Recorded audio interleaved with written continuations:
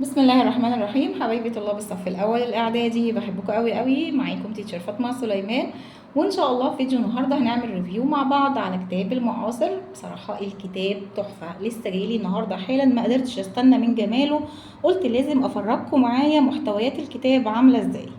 بصوا كده يا حلوين، مبدئيا الكتاب بيتكون من 3 اجزاء. اول حاجه الكتاب الاساسي معايا، تاني جزء عندي هو كراسة المعاصر للمراجعة النهائية والاختبارات. أنا لما نيجي نفتحها كده هتشوفوا مفاجأة، بصراحة هتشوفوا مفاجأة. ندمان ندمان اللي مش هيجيب كتاب المعاصر، بصراحة الكتاب جميل جدا جدا جدا.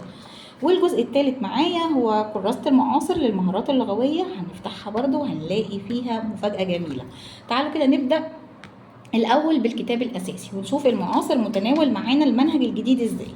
طبعا مش هتكلم عن جودة الورق، انتوا شايفين بعينيكم. يعني انا نفسي ارجع اقول اعدادي تاني عشان اذاكر في الكتاب الجميل الحلو اللي يفتح النفس ده. يلا كده يا حلوين نبدأ مع بعض نشوف يونت 1 المعاصر متناول معايا المنهج الجديد ازاي. بص كده معايا المنهج متقسم هنا ليسون 1 و 2 مع بعض، بادئ بالفوكابلري بالكلمات الأساسية بتاعتي، بعد كده اعمل لي تدريب مهارات علشان يركز معايا على الكلمة اللي أنا اتعلمتها وتركز في دماغي. مقسم لي كلمات ليسون 1 وهنا ليسون 2، بعد كده عامل لي تصريفات الافعال. طبعا بقى احنا لازم ناخد التصريف الاول والتصريف الثاني والبي بي الباست بارتيسيبل التصريف الثالث. مقسم لك الافعال بطريقه حلوه قوي والمسافه مريحه بحيث ان انت تعرف تذاكر وانت هنا جايب لي نتعلم مع بعض الكوليكشنز ودي مهمه قوي معانا. طيب وهنا جايب لي بعد كده السينونيم والانتونيم. سينونيم يعني مرادف، وانتونيم مضاد، دي حاجه اساسيه معاكم في اولى اعدادي ومهمه قوي. سينونيم مرادف، انتونيم مضاد. وعندي البريفكس والسافكس البادئه والنهايه اللي هي كام حرف كده بحطهم يا في اول الكلمه يا في اخر الكلمه علشان اغير الكلمه مثلا من فعل لاسم وهكذا. تعالوا بقى نشوف هنا مدربك عليها، يعني مش سايب حاجه، الجزء اللي بيشرحه لازم يطبق عليه معاك. هنا بيتكلم عن الجنرال نوتس، ايه الحاجات المهمه اللي بتقابلني واللي بتكون فيها فرق بسيط قوي، فهو هنا موضحها لك وموضح لك الفرق بينهم. دخل هنا في الامبورتنت اكسبريشنز والبروبوزيشنز، دي برضو جزء مهم، ومظلل لك هنا او مغير اللون بتاع الحرف الجر علشان يركز في عينيك اكتر وفي دماغك اكتر. لما تشوف الحاجه بلون مختلف هتركز طبعا اكيد في مخك اكتر. بعد كده عامل لي هنا جزء المين بوينتس اوف ريدنج، الجزء المهم على قطع القراءة والليسننج. هنا بقى جايب معايا السكيلز، جايب الريدنج، قطع الريدنج هنا عندكم كتير فهو متناولها بشكل حلو قوي. وبرضو عامل لك الكلمات اللي يقول لك ركز عليها، عامل لك ليها رقم وبعدين كاتب لك المعنى في اخر الصفحة. هنا برضو ده جزء ريدنج وده برضو جزء ريدنج. بعد كده مهارات لغوية، هيعرفك الفرق بقى بين الناون والفيرب والادجكتيف والفيرب والكلام ده كله، عايز يعرفك الكلمة دي صفة ولا اسم، وهو شرحها بطريقة حلوة. وهنا تدريبات عليها وهنا تدريبات على الكلمات، بصراحة جميل جدا. تعالى بقى ما سبكش برضو دخل في جزء السبيكنج عشان تعرف تحل المحادثة. ده تدريبات ان انت ازاي تشوف السؤال، طب ارد عليه ازاي لو جالي بنفس الشكل، جايب لك السؤال والرد بتاعه، فبصراحة جميل قوي. ده هيخدمني في جزء الكونفرسيشن، جزء المحادثة. جايب لي بقى الجزء القمر الجميل اللي انا دايما بيعجبني وبيبهرني جدا، شرحه للجرامر جميل قوي. جزء اللانجوج وشارح زمن الباست سمبل تنس، متناوله بطريقه جميله جدا. وطبعا مش هيسيبنا، هنلاقي بقى تدريبات رهيبه على الجرامر عشان يثبت في دماغنا بكذا شكل وبكذا سؤال مختلف. هنا اكسرسايز بقى على 1 و 2، اكسرسايز عام بقى جنرال اكسرسايزز. وبعدين بدأ في ليسون 3 و 4 نفس الكلام بالطريقه اللي احنا شرحناها مع بعض في ليسون 1 و 2، متناول الدرس بنفس الشكل، بصراحه مش سايب ولا جزء. بعد كده طبعا هنا عندي برضو الليسون 5 و 6 بيكونوا مع بعض نفس الكلام اللي احنا قلناه في 1 و 2.